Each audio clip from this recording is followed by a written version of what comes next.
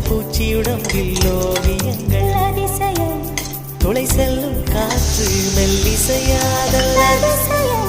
குருநாதன் இல்லாத குயில் பாட்டு அதிசயம் அதிசயமே அசந்து போகும் நீ எந்த அதிசயம்